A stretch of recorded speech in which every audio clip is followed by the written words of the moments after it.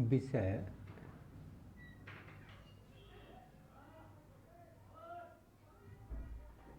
सामान्य हिंदी।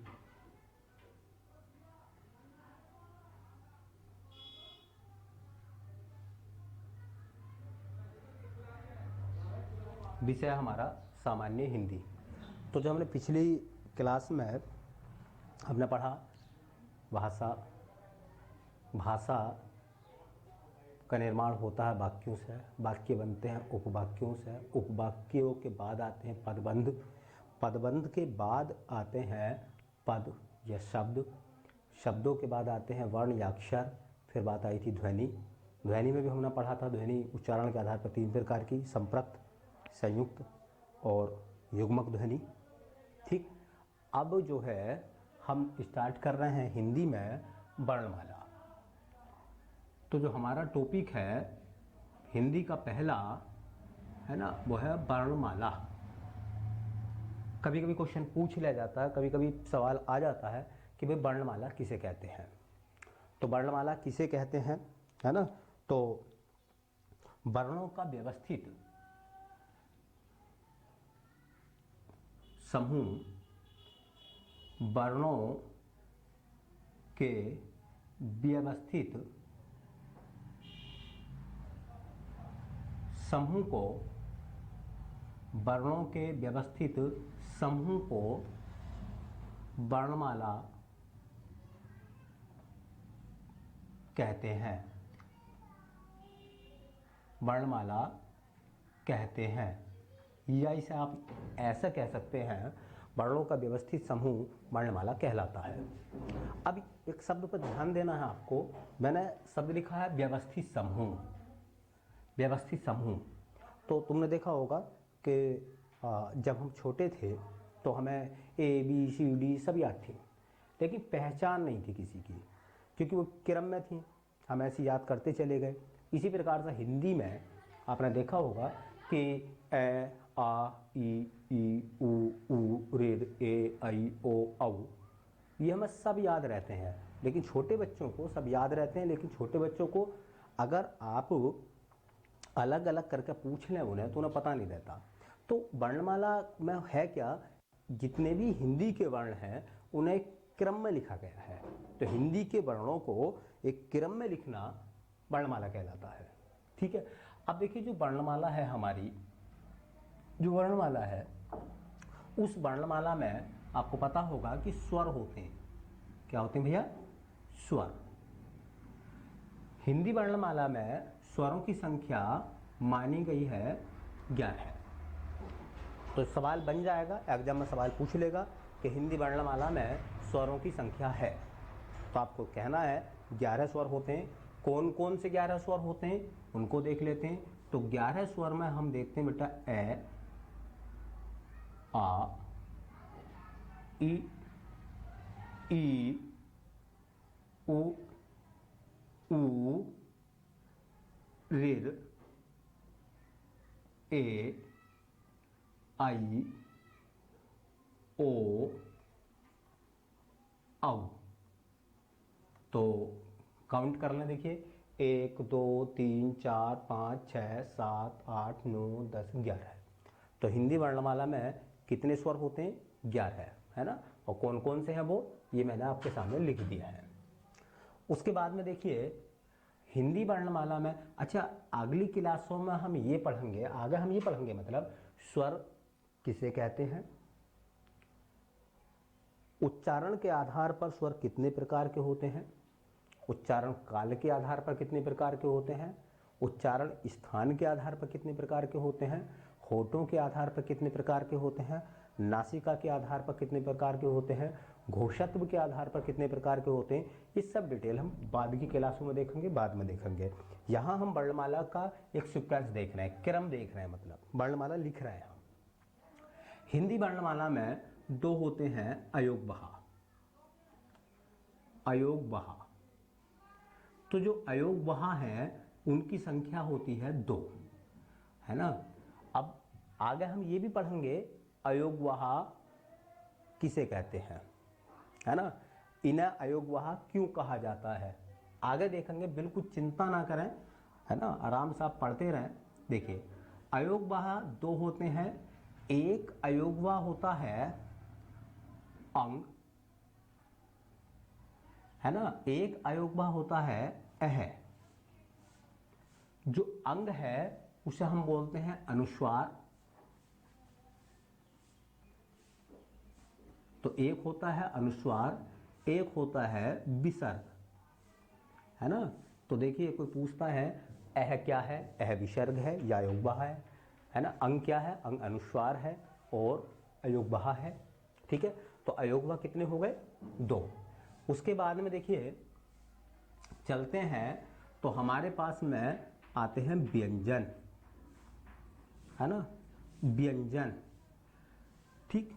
आगे क्लास में हम देखेंगे व्यंजन किसे कहते हैं, घोषत्व के आधार पर व्यंजन कितने प्रकार के होते हैं, प्राणात्व के आधार पर व्यंजन कितने प्रकार के होते हैं, उच्चारण स्थान के आधार पर व्यंजन कितने प्रकार के होते हैं, है ना, ठीक। इन सब के बारे में। व्यंजनों की संख्या हिंदी में है 39, ठीक है। कितने व्यंजन होते हैं बेटा, 39, 39। कौन कौन से होते हैं देखिए, है ना, कुछ होते हैं, एक तो होते हैं स्पर्श व्यंजन, स्पर्श व्यंजन, और स्पर्श व्यंजनों की संख्या होती है 25, 25। कौन कौन से होते हैं वो, कै, ख, ग, घ, ण, च, छ, ज, झ, ञ, ट, ठ, ड, ढ, ण, त, थ, द, ध, न, प, फ, ब, भ, म।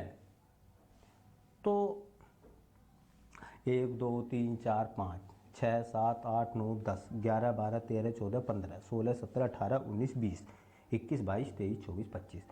ये देखिए 5x5 में है। 5x5 का मतलब हो गया, है ना, एक लाइन में 5 है, दूसरी लाइन में 5 है। तो 5x5 होने के कारण इनको एक नाम दिया गया है, इनको हम बोलते हैं वर्गीय व्यंजन। स्क्वायर बना रहा है, ये स्क्वायर बन गया इनसे, इनको हम वर्गीय व्यंजन भी कहते हैं। तो वर्गीय व्यंजन या स्पर्श व्यंजनों की संख्या 25। अब सवाल ये उठेगा इन्हें स्पर्श व्यंजन क्यों कहते हैं, है ना। तो आगे हम देखेंगे, जब हम व्यंजन पढ़ेंगे डिटेल में जाके, तो हम देखेंगे स्पर्श व्यंजन किसे कहते हैं, इन्हें स्पर्श व्यंजन क्यों कहा जाता है ना, तो उसके बारे में, ठीक। उसके बाद देखिए, उसके बाद दो होते हैं हमारे पास में उत्क्षिप्त व्यंजन, उत्क्षिप्त या द्विगुण व्यंजन, है ना। इनकी संख्या जो है बेटा वो भी दो होती है। तो दो उत्क्षिप्त व्यंजन होते हैं, वो कौन कौन से होते हैं दो उत्क्षिप्त व्यंजन, है ना, उनको देखें तो उनको एक ड है ना, तो ड़ बिंदा लगा हुआ मिलेगा, एक ढ है ढक्कन वाला, ढ बिंद मिलेगा। इनमें देखो अंतर है ना, इनमें क्या अंतर है, इनके उच्चारण में अंतर है। इनको बोलते हैं तो अलग, है ना, आवाज निकलती है। जैसे एक शब्द मैंने लिखा, इसको आप बोलो तो इसको क्या बोलोगे आप, कै न आ ड आ, कनाडा, ठीक है। लेकिन अगर मैं ऐसे लिख दूं और अब इसको बोलूं तो ये कनाडा नहीं है, ये बोला जाएगा कनाडा। तो ये ड़ है, ये ड है। इसी प्रकार से, है ना, ढ में फर्क आता, ठीक है। ढक्कन, जैसे ढ से बनाते हैं ना, इस ढ से हम, तो इस ढ से क्या लिखेंगे, जैसे ढ कै न, ढक्कन।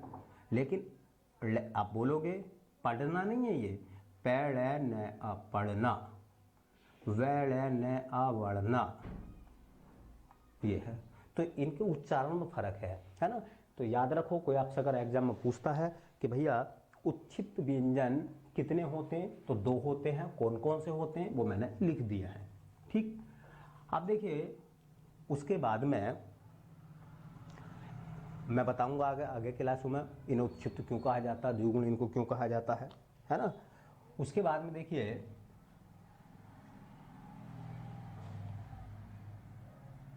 उसके बाद में व्यंजन होते हैं, है ना, अंतस्थ व्यंजन।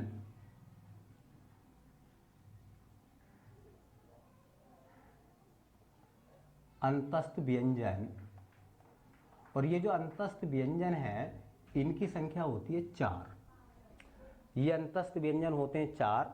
और ये अंतस्थ व्यंजन कौन कौन से होते हैं? य, र, ल, व। ये है अंतस्थ व्यंजन। इनकी संख्या कितनी है?